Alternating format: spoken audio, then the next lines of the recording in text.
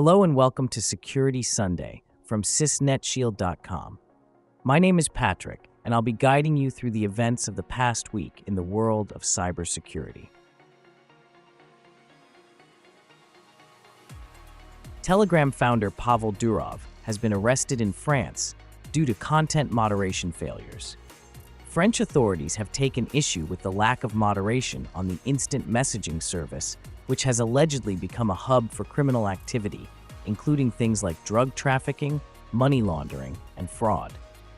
It has been suggested that the lax approach to moderation has turned the platform into a popular spot for criminals to organize operations and distribute malware, among other illegal activities. Telegram is based in Dubai and boasts over 950 million monthly active users as of July 2024. It recently launched an in-app browser and a mini app store, essentially turning it into a super app, similar to Tencent's WeChat.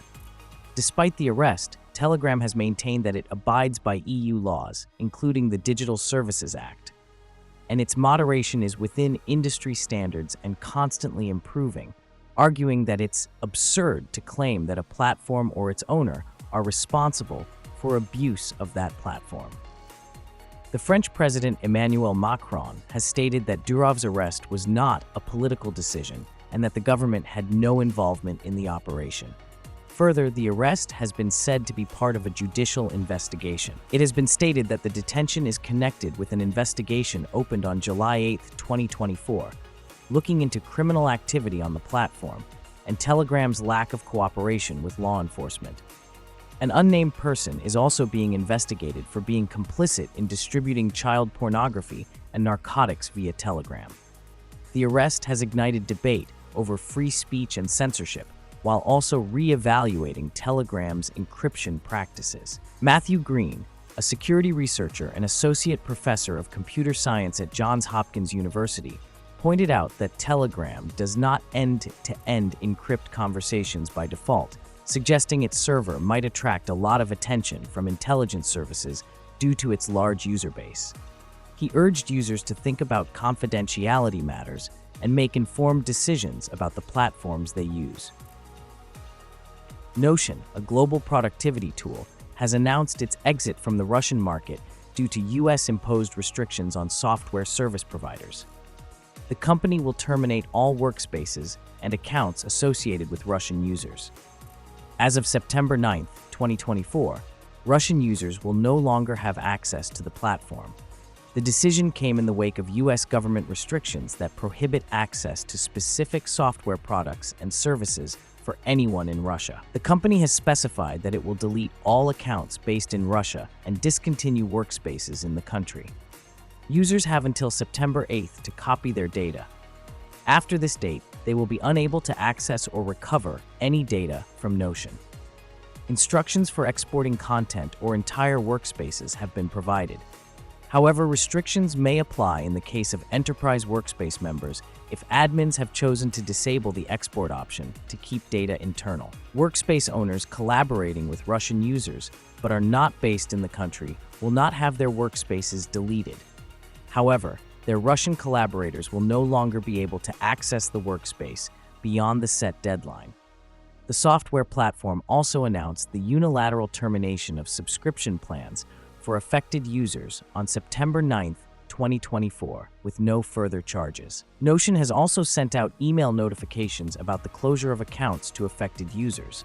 It's estimated that Notion is used by over 30 million people worldwide, combining note-taking, document creation, task management, databases, and various real-time collaboration tools under a single platform. Notion's departure from Russia marks a significant shift in its global operations.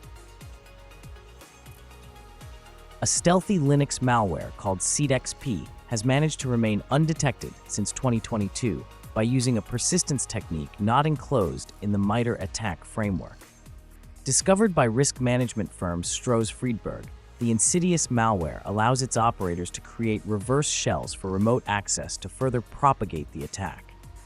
The malware uses a persistence technique related to UDEV rules, which are not yet documented by MITRE ATT&CK, making sedexp an advanced threat that operates undetected right under the nose of security systems. UDEV is a device management system for Linux, tasked with handling device nodes in the STEV directory. The nodes represent various hardware components like storage drives, network interfaces, and USB drives. UDEV rules are configuration files that determine how the manager handles certain devices or events. sedexp adds a specific UDEV rule on the compromised system, which triggers whenever a new device is added. It checks if the device's numbers match dev_random, a system component used as a random number generator. The final rule component executes the malware's script, ensuring the malware operates frequently and evades detection, as dev_random is not monitored by security solutions. In addition to its evasion techniques, sedexp also names its process KDVTMPFS, a clever disguise that makes it blend in with legitimate system processes, making it more difficult to detect. sedexp employs several operational capabilities, like using either forked PTI or pipes, and a forked new process to establish a reverse shell, allowing the attacker to remotely access the compromised system. The malware cleverly manipulates memory to hide any file containing the string sedexp from standard commands, which further obscures its presence. The malware has been active since 2022, as per the researchers, and has successfully remained invisible in many online sandboxes. Only 2 antivirus engines flag the 3 sedexp samples provided in the report as malicious. Strauss Friedberg has discovered that sedexp has been used to hide credit card scraping code on compromised web servers, suggesting that financial motivations might be driving these attacks. The discovery of such advanced threats emphasizes the need for constant evolution and adaptation in cybersecurity strategies.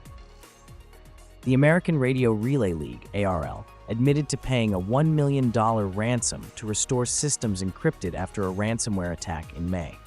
After discovering the breach, the National Association for Amateur Radio took impacted systems offline immediately to contain it. ARL later alerted individuals affected by a data breach that its systems were encrypted due to a sophisticated ransomware incident.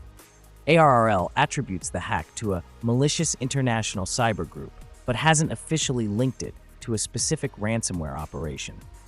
However, unnamed sources suggested that the embargo ransomware gang was behind the attack. Centering on staff data, the breach affected only 150 employees, according to a filing with the Office of Maine's Attorney General. Further, the ARL claimed to have taken all reasonable steps to prevent the leaked data from being further published or distributed, a statement at the time that hinted a ransom might be paid. The ARL later divulged that it had paid the ransom to secure a decryption tool to restore systems affected during the May 15th attack, rather than to prevent stolen data from being leaked online.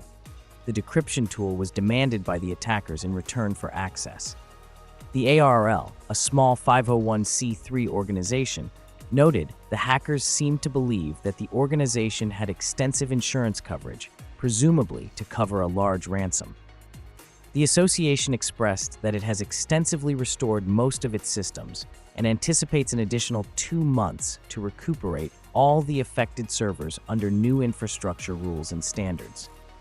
The cost of this recovery, along with the ransom payment, was mostly covered by the organization's insurance policy. Thank you for listening to our podcast. If you liked the content, don't forget to subscribe and like so you don't miss any news. I'll look forward to seeing you next Sunday.